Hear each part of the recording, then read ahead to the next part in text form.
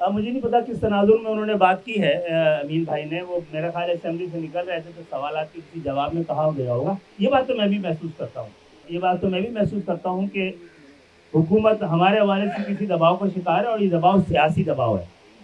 یہ جمہوریت جو ہے، جمہوریت میں سب سے اہم بات سمجھی جاتی ہے نمبرز کا کھیل، جبکہ نمبر کا کھیل جمہوریت کی روح کے خلاف ہے. اکثریت کی جبر کو جمہوریت نہیں کہا جاتا ہے. جمہوریت یہ کہ جہاں پر جس کا جتنا مینڈیٹ ہو اتنا اختیار بھی ہو. یہ شہر جس کی داستان سنانے کے لیے ہمیں پریس کانفرنس کرنے کی ضرورت نہیں ہے. اس کی سڑکیں کو چیخ کے کہہ رہی ہیں، ان کے محلے شور مچا کے بتا رہے ہیں. اس شور میں ہم شامل نہیں ہو رہے. اس کا مقصد نہیں کہ شہر میں سب کچھ صحیح ہے. جو 97% دے رہا ہے اس صوبے کا، جس کے پاس ہزار ارب ہے، تو یہ امین بھائی سمیت ہم سب کی ذمہ داری ہے کہ جنہوں نے ووٹ دیا ہے نا، ان جسے دکھ اور درد سے ہم آشنا نہ ہو، اس سے گزرتے بھی ہوں. ہم سب گزر بھی رہے ہیں، ہمیں بھی پتہ ہے. ہم اپنی زبان میں بات کر رہے ہیں اور کسی کا بھی صبر کا پیمانہ چھلک سکتا ہے. احتیاط کرتے تھے امین بھائی، احتیاط کر کے ہی بولا رہا. جب ہمیں لگ رہا تھا کہ سنجیدگی نہیں ہے، بیٹھے تھے پریس کانفرنس کرائی تھی، نکل آئے تو حکومت سے باہر. سوری، یہ بھی طریقہ یہی ہے کہ دیکھو ادھر اور بولو ادھر.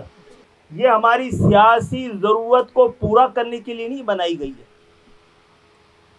KKF کی ضرورت پورا کرنے کے لیے MQM بنائی.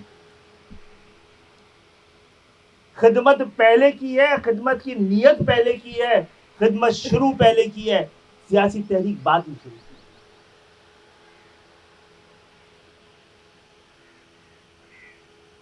اور جو اس ترتیب کو دیکھتا ہے اور جو اس سیاسی تحریک میں اس سیاست کو عبادت کی طرح نہیں کر رہا، وہ اس سے مختلف ہے، چاہے ہمارے ساتھ ہو یا نہ ہو. شاید حیدرآباد میں چند دن پہلے ہی پروگرام ہوا تو میں نے پہلے یہی بات کی تھی، جو وہ ترکیب ہے پوری تاریخ انسانی کی انقلابات کی. پہلے ایک طلبہ تحریک فکری ضرورت کے تحت شروع کی گئی، پھر ایک سماجی تحریک خدمت کے اصولوں پہ شروع کی گئی، اس کے بعد سیاسی تحریک اس لیے شروع کی ہے اگر آپ اپنی ذات سے بڑھ کر نظام کی تبدیلی چاہتے ہیں تو آپ کو سیاسی جدوجہد کا حصہ بننا پڑتا ہے. اس میں سے ہم میں سے کس نے کتنا گوایا ہے، کتنا کمایا ہے، یہ آج کے رمضان کے مہینے میں خود ہی حساب کتاب میں چلا جائے گا. یہ جب گلی گلی باڑ، محلہ حصار بھی تھا نا، تو MQM کے وہ کارکنان جن کو خوف ہوتا تھا گھر سے نکل کے گرفتاری کا، بلکہ گھر پہ تو کون کم وقت سو رہا تھا، حالت روپوشی میں تھے، اس میں بھی پھلانگ کر ان رکاوٹوں کو ضرورت مندوں کے گھر پہنچتے رہے ہیں. اپنا پیشہ منتخب کرنے کی آزادی ہو، پڑھنے کی آزادی. ہم نعرے لے کے آ گئے تھے، آزادی کہاں بچھڑی ہمیں پتہ نہیں چلا.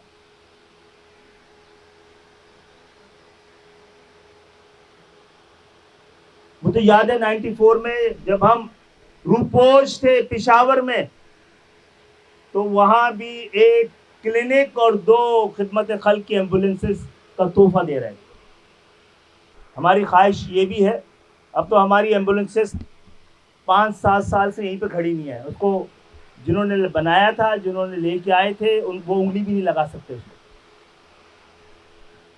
ٹھیک کرانا تو الگ کی بات. نظام کو چیلنج ہے، اسی لیے حکومت میں رہتے بھی نظام سب سے بڑا خطرہ ہمیں ہی سمجھتا ہے. ہمیں اپنے ساتھ اس لیے رکھتا ہے کہ انگیج کیا جا سکے. ہم تبدیلی کی سب سے بڑی علامت ہے، اور ہم بھی کوشش کرتے ہیں انگیج ہوں، شاید ہم ان کو تبدیل کر لیں، اس نظام کو تبدیل کر لیں. تاریخ کیا بتاتی ہے، وقت بتائے گا.